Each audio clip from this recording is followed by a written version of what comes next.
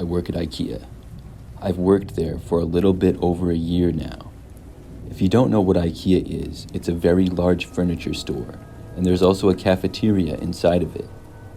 The one that I work at opens at 10 a.m. and closes at 9 p.m. every day. I'm a part-time employee and have been one for the entire time that I've worked there. This is an experience that I had working there almost a year ago now, when I was still new to the job. I was working a later shift at night one time. When we closed, I was asked to go through the display store and make sure that nobody was still inside. Most of the employees still working were in the area where all of the actual furniture for sale is kept. The first part of the store is mostly all displays. It can be easy to get lost in all of the displays, and customers might not have realized that we were closed. But during the last bit of time that we were open that night, things had been pretty quiet, so I didn't think anybody would be there. I had done this a couple of times before too, and nobody had ever still been inside. I went through the first couple of areas and no one was there. Then I got to a bedroom display. For some reason, I decided to check under the bed. When I did, I was surprised to see a man hiding underneath it. His back was facing me, so I couldn't really tell what he looked like. I couldn't believe there was someone hiding there. I'm not sure at all how I even knew to look.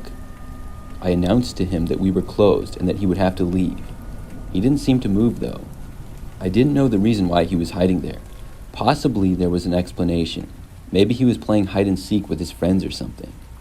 I looked down at him again, but he seemed to now move farther underneath the bed, like he was trying to hide from me still.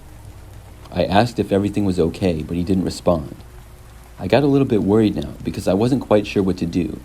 I was still new to the job, and obviously I wasn't going to physically move the guy. I left that area to find another coworker and tell them about it. I made it a few sections away before I found someone. My coworker Jeff was walking by, and I told him that somebody was hiding underneath a bed in one of the display rooms. We both headed back over to the room, which only took about a minute. When we got there, the man was gone. We searched all around that room, and he just wasn't there. I hadn't seen him walking around the store at all, but I guessed that he must have left. Jeff had a walkie and radioed to an employee near the exit, asking him if a man had left. When he was told no, we knew that the man must still be hiding someplace else. Jeff told a coworker by the exit doors to let him know if he saw the guy. I gave the general description of what he was wearing. Jeff and I then decided to split up, and he searched one area and I searched another. We both searched the display rooms one by one. Jeff and I got pretty far apart from each other after only a few minutes. Maybe 10 minutes after we started looking, I was by myself inside a living room display. That's when suddenly I saw the man again. He was now hiding behind a couch and stood up when he saw me. The guy was one of the creepiest people I have ever seen. His hair was messed up and he was missing some teeth, and he gave me a really dirty look. I jumped back, wanting to just run away from him. I couldn't bring myself to say anything. As I moved back, the man actually took a step towards me before darting in another direction. After he had run away, I desperately tried to find Jeff or any other coworkers again. By now, the store had been closed for like 20 minutes, and we just couldn't get this guy to leave. I found Jeff and told him about seeing the guy and him running away. We both went near the area and called out asking for him to leave and where he was at, but we didn't get any responses. We decided that we would have to call the police, and we both headed towards the front of the store. That proved to be the right decision. The police got there a short time later and entered the store searching for the guy. It took them about 10 minutes, but he was eventually located.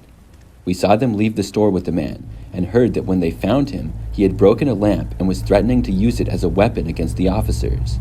I'm really glad that he didn't try to harm me or Jeff when we were searching for him, but I really feel like he would have had we kept looking.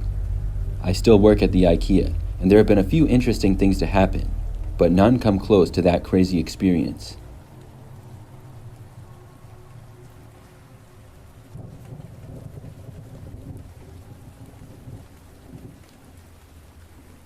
I'm a female and recently moved into a new apartment. It's not too far from where I previously lived, so I know the city well. I really like my place and live in a one-bedroom unit on the second floor of the building. When I first moved in, about 3 weeks ago now, I didn't have much furniture. Where I lived in the past, I had roommates who owned a lot of the bigger things, like couches, tables, and lamps. After getting into my apartment and bringing all of my things inside, I realized that I needed to go shopping for some furniture badly, Over the next few days, I looked at countless websites online. I knew what I wanted for most of the things and did get a couple online, but I found that there was a lot of good furniture at IKEA. The IKEA store was a little bit outside of the city and about 15 minutes from my apartment. So on Saturday morning, I got in my car and headed to IKEA for some basic furniture and decorations. I had been there a couple of times before and knew what to expect. The place is massive and you could easily spend hours in there. I probably got there at like 10 a.m. and sure enough was there for about 2 hours. I looked at so many different things and ended up getting a decent amount of furniture and objects. The time that I was there, the store started out relatively quiet but picked up as the day went on. When I was just about done, things were pretty busy. I saw a lot of different people, and when I finally left, loaded up my car and headed home. I was excited to get back and finally decorate my apartment. It took me a couple of trips to bring everything up, but once I was in, I started the job of building a few pieces of furniture. I furnished my apartment for most of the day, taking breaks here and there. That night though, as I was hanging some artwork on the wall, there was a knock on my apartment door. I had no idea who it would be. It was like 10 p.m., so kind of late. I walked over to the door and looked through the little peephole, but nobody was there. This was strange because I hadn't really met any of my neighbors yet, and none of my friends were coming to visit me or anything. I opened up my door and stepped out into the hallway to look around. However, I didn't see anyone. After that, I just went back inside and continued on what I was doing. I finally finished for the night about 10 minutes later. Then I sat down on my couch and relaxed by watching something on TV. But it was then that my cell phone started to ring. It was on the couch next to me and I felt it vibrating. I picked it up to see that there was a call coming in from an unknown number. I had a terrible feeling instantly. I didn't bother to answer it because I had no clue who it was, although I somehow felt like it was connected to the random knocking at my front door. Whoever called me did not leave a voicemail. For the rest of that night, they didn't call back, whoever it was. I went to bed maybe an hour later. But that very same night, I woke up sometime at about 3 a.m. or so. At first, after waking up, I just rolled over to my other side and closed my eyes to go back to sleep. I was not wide awake or anything, still pretty sleepy. But that's when I thought I heard the sound of somebody trying to enter my apartment. It was the doorknob turning, but it didn't open because of the door being locked. After hearing that, I was now wide awake. I wasn't sure what to do, but I didn't hear any noise for a few minutes. I decided to get up and go investigate. Without turning any lights on, I quietly walked over to my front door. When I looked through the peephole this time, there was nobody there again. I did not go out into the hallway to look though. I was too scared to do that this time. I just walked back into my bedroom and attempted to go back to sleep, but it took me a little while. Eventually though, I did.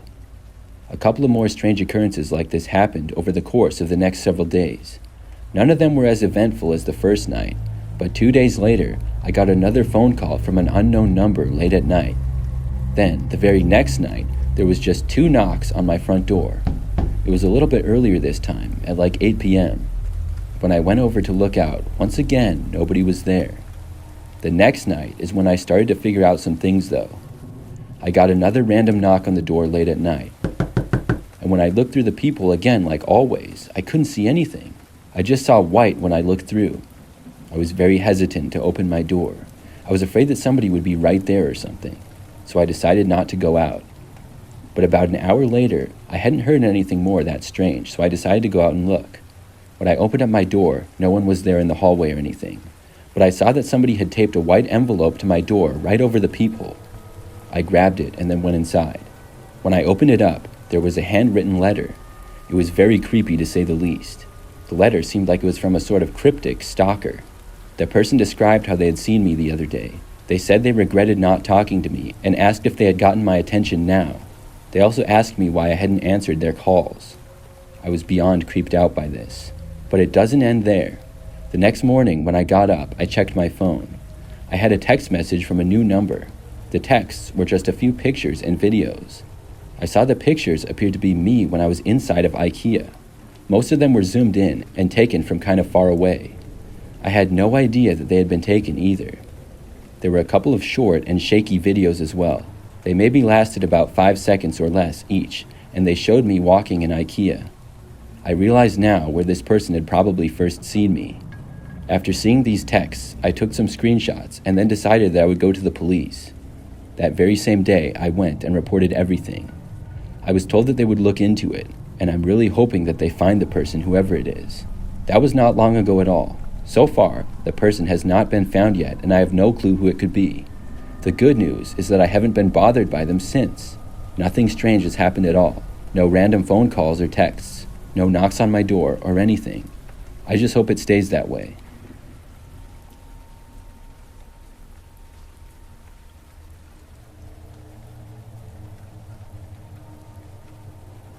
I went to IKEA to do some furniture shopping a couple of months ago. Something really strange happened that day.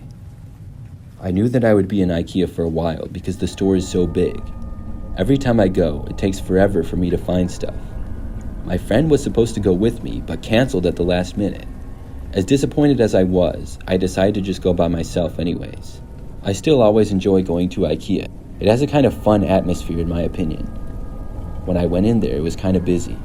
I'm pretty sure it was a Friday if my memory is correct. There were people all over the store, which didn't make things go any faster for me. I didn't really need anything big, but several small items. After being inside for more than 20 minutes, this one woman started following me. At least, that's what it seemed.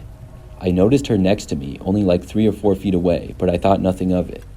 When I moved away to go somewhere else, she did too. When I stopped to look at something, she stopped a little ways behind me. I thought this was weird because I didn't know who she was. I could tell that she was looking at me, and I looked over to see if she had something to say to me.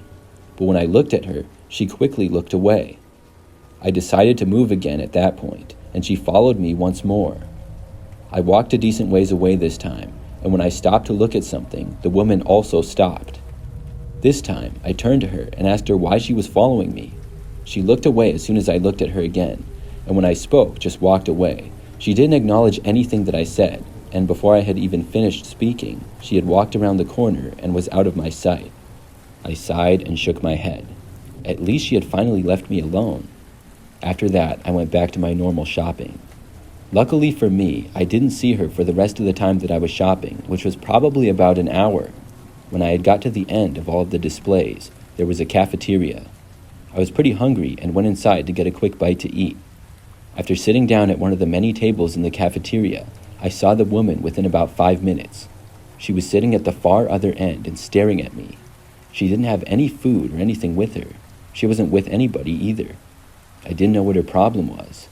She was far away though, so I tried not to let it bother me. I wasn't going to get up and try to talk to her again either.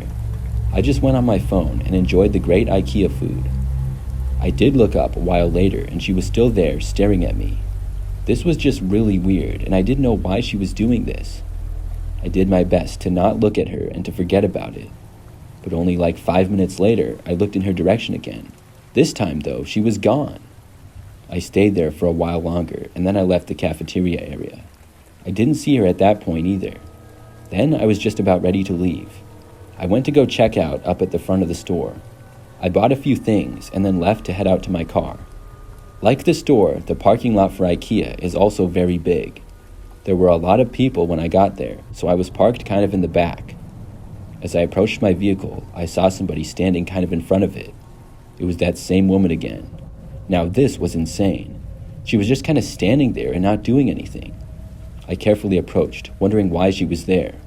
I didn't bother to try to talk to her or ask her what she was doing. She was maybe about 5 feet away from my car and to the right of it. I walked over to my driver's door, getting within maybe 5 feet of the woman. That's when she just started screaming like crazy. She was yelling and screaming, and I quickly got inside of my car. She didn't move and kept standing there until after I had gotten inside my car. Then she charged at my driver's window and began banging on it. She must have been on some kind of drugs or something. It was terrifying when she was pounding on the glass to my window, less than a foot away from my head. I started at my car and drove away from her. She was still standing there and yelling as I drove off. I was sure to call the police and let them know about what had happened. Looking back, I hope that the woman is all right and didn't hurt anybody either. I feel lucky that she didn't decide to attack me before I got in my car.